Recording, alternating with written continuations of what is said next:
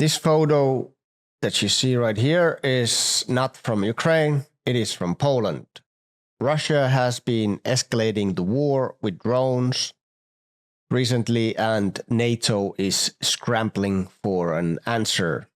This is Soup of the Week. My name is Pekka Kallioniemi, and I'm going to talk about drones that are flying from Russia to NATO countries. So, what happened? On the 10th of September, so around a week ago, Russia flew around 20 drones from Russia to Poland through Belarus. Last night, Poland's airspace was breached 19 times by drones manufactured in Russia.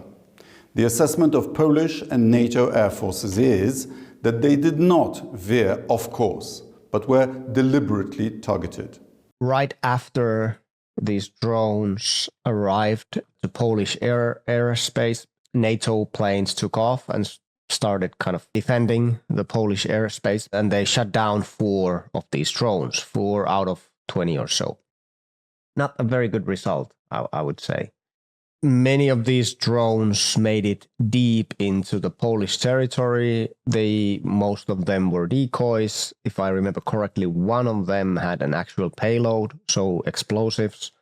But basically it was a test. It was test for NATO. It was Russia kind of testing to see what the response would be and how fast would it be if they started flying drones towards NATO countries. And in my opinion, it was way too slow. It was not sufficient. And I mean, 4 out of 20 drones, that's not a very good percentage for the drones being shut down. There have been some discussions around this. Of course, Poland invoked Article 4 as its tradition. There were some discussions. Poland suggested that there should be a no-fly zone over Ukraine, something that was also talked about at the beginning of the war. Basically, Ukrainians asking for this. But I don't think any NATO country at that point were even saying that we are supporting this initiative.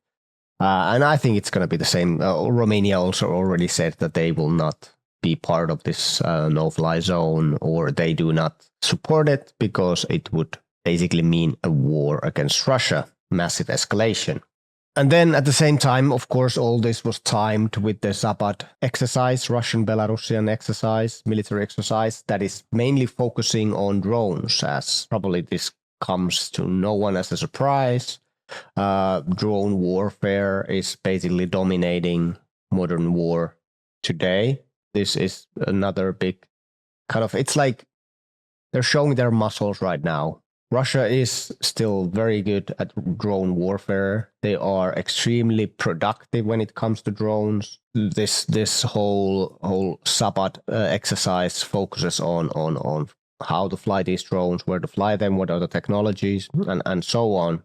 But even before this, it's Russia, as I said, Russia has a massive production capabilities of drones, of Shahed drones, other drones too. And on September 7th, 2 days before they sent these drones to Poland, they sent over 800 drones and decoys to Kyiv.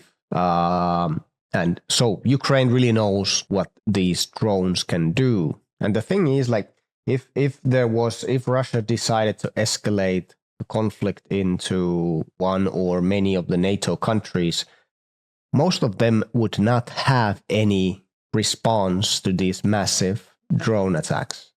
Let's say, for example, Finland, if they decided to send 800 drones to Helsinki, it would be a catastrophe, because there's no way Finnish air defense could handle 800 drones. And this is probably what the NATO leaders and European officials and politicians are the most afraid. They are afraid of these drone swarms, that many of them in the near future will be operated through AI, so they don't even need an operator.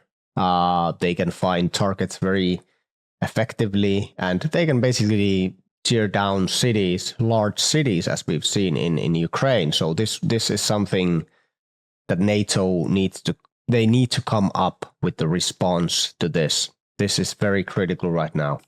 And they have already asked Ukraine for help. So Germany, for example, and Baltic countries are now asking Ukraine for these interceptor drones that can take down drones effectively. I would imagine that Ukraine's production capabilities aren't that good yet, so maybe they can only use them in their own internal airspace. But in the future, Ukraine will be a really, really good weapons arms manufacturer. They know what kind of weapons are needed in modern warfare, and they are very creative in creating them. So this is probably something that after the war is over, Ukraine will be well known for weapons arms production and kind of supporting. And many countries, many Nordic countries, Germany, have already been investing money into this new weapon technology. And Poland isn't the only country where the Russian drones came in.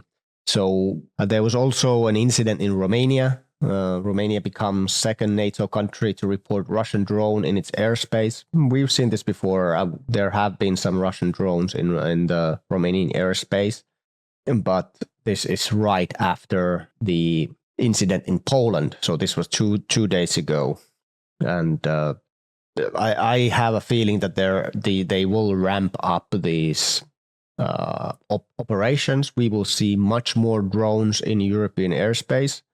Why?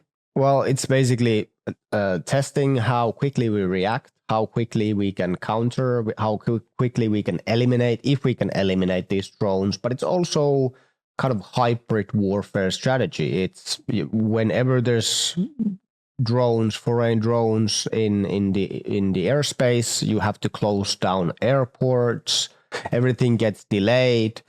Russia has been already going through this many times in their airports all flights are delayed, and maybe they are now want to kind of give back to the Europeans a little bit in that sense. So it's kind of could also be like a revenge for all these operations. But overall, it's a hybrid warfare strategy that it's kind of, it confuses and it mixes things up. So you always have to react to this kind of things. But of course, it can also be used to gather data, because there's a lot of sensors in these drones, so they can gather data. They can see, they can kind of plan ahead if they decide to do an actual attack, a drone attack with the drones that have payload, that have explosives in the future.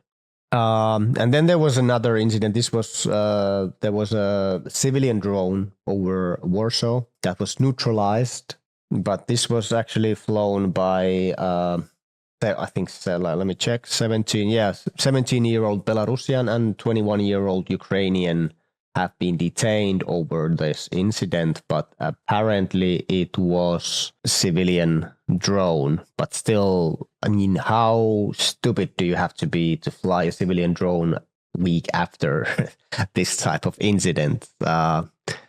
And maybe a few words about Zapad, the military exercise with Russia and Belarus, but also there are some special guests at Zapad. Also, Indian armed forces depart. There was a small group of Indian soldiers taking part in this exercise, but that's not all, because the Americans were there too.